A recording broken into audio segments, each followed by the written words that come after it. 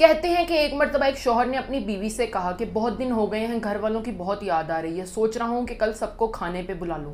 اس پر بیوی نے مبہم سا جواب دیا کہ انشاءاللہ سب خیر کا معاملہ ہوگا۔ اس پر شوہر نے کہا ٹھیک ہے، میں کل سب کو کھانے پہ بلا لیتا ہوں، تم کھانا پکا لینا۔ اگلی صبح شوہر کام پر چلا گیا۔ جب وہ دوپہر کو واپس آیا تو اس نے اپنی بیوی سے کہا کیا تم نے کھانا پکا لیا ہے؟ گھر والے تھوڑی ہی دیر میں آتے ہوں گے۔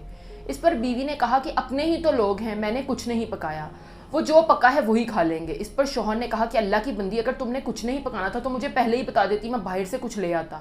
اب وہ 1 گھنٹے تک پہنچ جائیں گے، میں ان سب کو کیا جواب دوں گا؟ اس پر بیوی نے کہا کہ تم فون کر ان سے معذرت کر لو، اپنے ہی لوگ ہیں، کیا فرق پڑتا ہے؟ اس پر شوہر غصے میں گھر سے باہر چلا گیا۔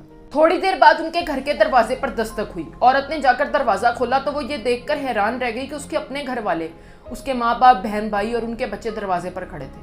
اس کے بعد نے اندر آنے کے بعد اپنی بیٹی سے پوچھا کہ تمہارا شوہر کہاں ہے؟ اس پر اس نے جواب دیا کہ وہ بھی تھوڑی دیر پہلے ہی گھر سے باہر نکلے ہیں۔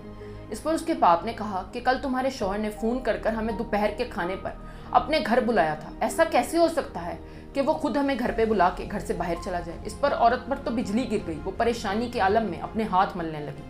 اب وہ یہ سوچ رہی تھی کہ گھر میں کھانے کے لیے کچھ بھی موجود نہیں، اور جو موجود ہے وہ اس کے گھر والوں کے کھانے کے ہرگز لائق نہیں۔